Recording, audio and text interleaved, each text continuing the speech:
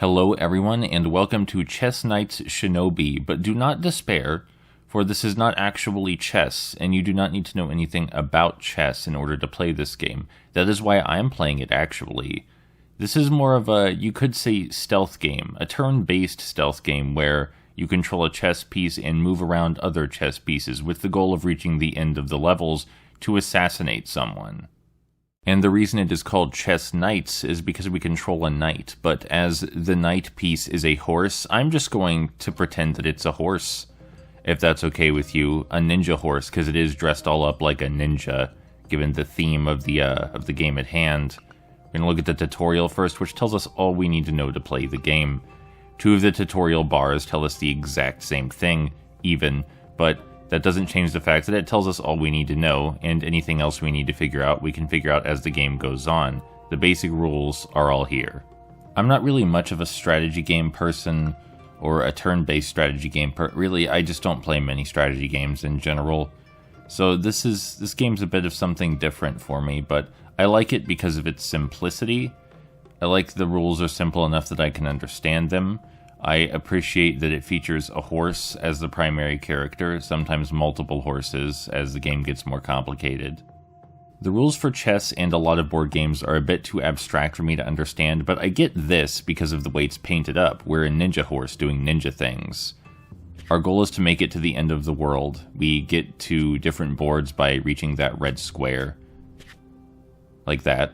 And we have opponents. The rook can see anywhere in a straight line, anywhere as long as it's horizontal or vertical to them. And the bishop can see anywhere in a diagonal line, and if we're seen, we're dead. So we want to avoid being seen. So it's a stealth game, you see. Just a turn-based stealth game. This isn't a chessboard, it's a location in a Japanese countryside. We're not a chess piece, we're a ninja, moving through the location to assassinate someone of importance. And these are not other pieces from an opponent, these are enemies that we are trying to avoid by stealthing around them. I think that's kind of genius. Obviously I can't speak for everyone, but speaking just for me, I'm playing with chess pieces that move the way chess pieces do in what is essentially a workbook, but I don't even feel like I'm playing chess. They did it. They did what they set out to do. This feels like a different experience accessible to people who don't know or care about chess. It may surprise you to hear, but actually, perhaps my favorite thing about this game is the aesthetic. I really like the clean look of everything. I like how all of the pieces are simply modeled. There's not a lot of texturing. It just feels nice to me. It feels clean. It feels comfy is not the right word. Safe is probably a better word.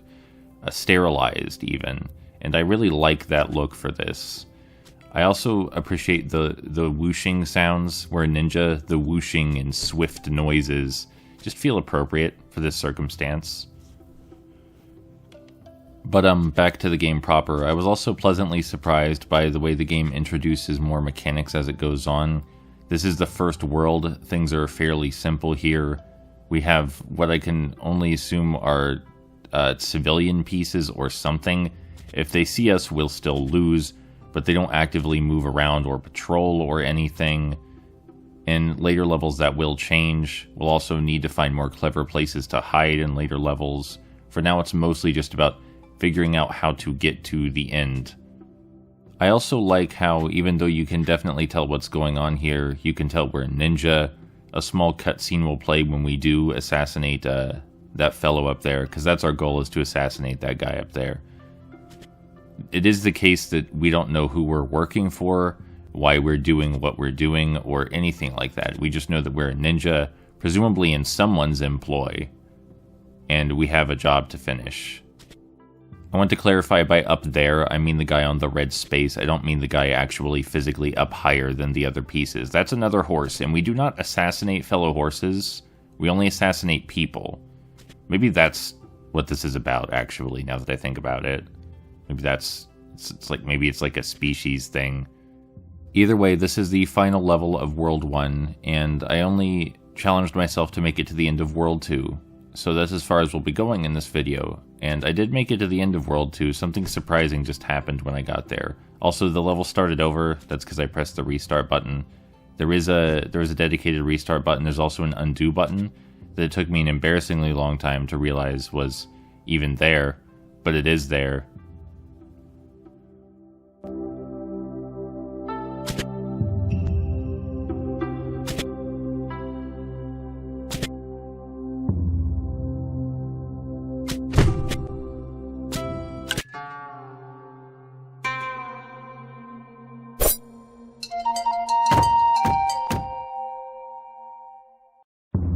Alright, so with our target dead, we can now finish this level, and with it, the first world. That cutscene was also nice. It was nice of them to think that people might want something like that there to show satisfaction for their efforts. Alright, so now that we're in World 2, we've reached the big times. The enemies now have patrols. They stand in different spots, depending on which turn it is. And that means we have to be extra careful when moving around the board. We have to carefully look at their patrols, manage our movement around them. This isn't kiddie stuff anymore. People are actually out actively looking out for trouble. We have to make sure we're not seen or we're dead. This world actually introduces quite a few mechanics I'm rather fond of that we'll see later, but it's where things start ramping up a bit. You know, now that I think about it, maybe the first world was more of a tutorial world, and that's why nobody moved. Like, in universe, I mean. Maybe those were dummies, and that's why they didn't move. And now that we're done with our training, this is our real first job as a ninja. That would explain why in the final room of the first world there was another horse overlooking us. Wait, wasn't the first world also called a dojo? Wasn't that the name of the first location? I feel dumb. I feel imperceptive, which I don't like, but I think that I have to admit that I made a mistake, and that it was clearly signaled to me that the first world took place in a dojo, and this is the first real mission. That's my bad. It's all coming together now. Now it makes sense why the enemies weren't moving. It's because they weren't real. You know, that checks out. Even if you're a civilian, you probably don't just stand in one place all of the time doing nothing. I am unreasonably bothered by my imperceptiveness. I can't believe there was a story going on the whole time, and I just didn't notice because I didn't pay attention to the title of the world. Anyway, so the game's nice. It's a nice game with nice puzzles. I don't know much what to say about the solutions. Some of them took me an embarrassingly long time, but you'll hear about the one that took me the most long when we get to it.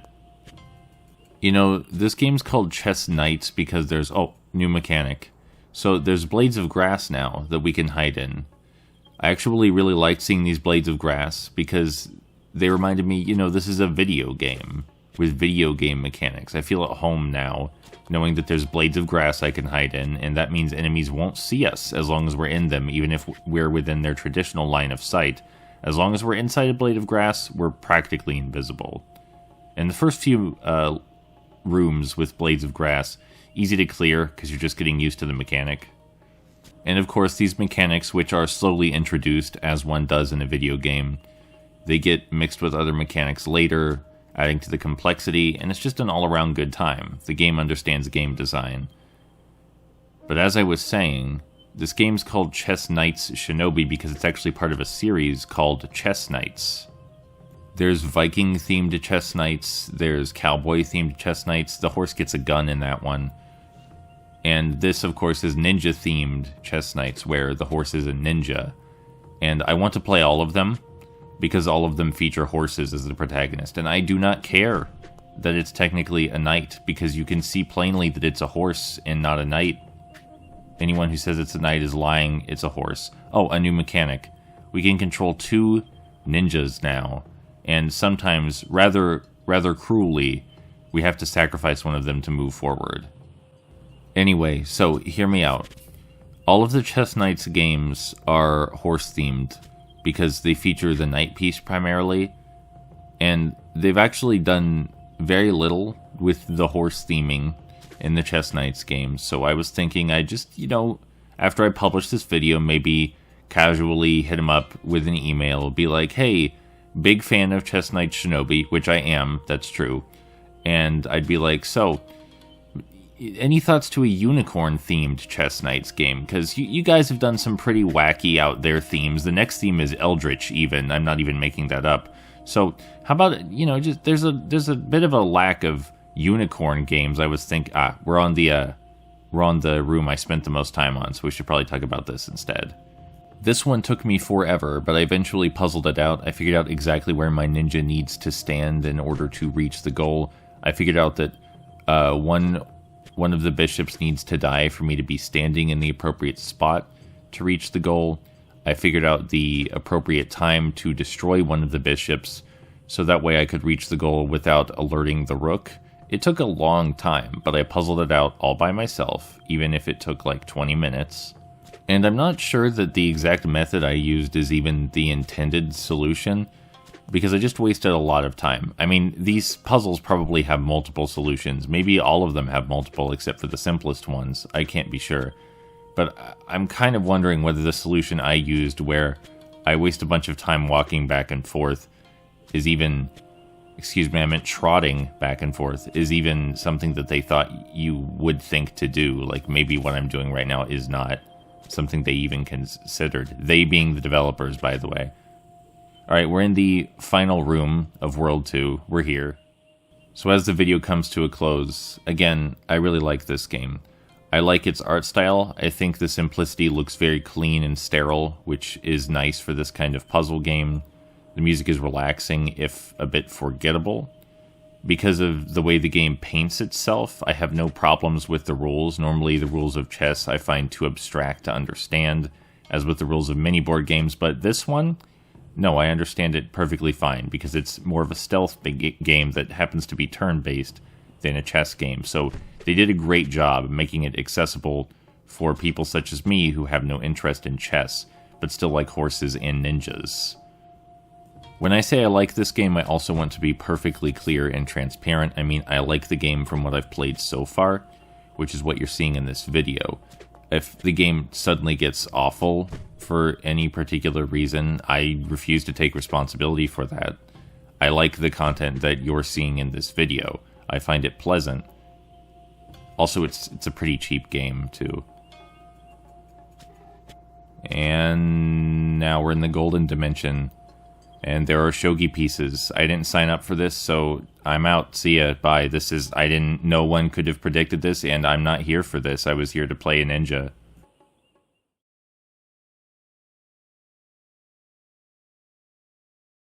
Okay, but in all seriousness, if you find one of those secret golden rooms, you actually locate a collectible, which you can see in the main menu right here.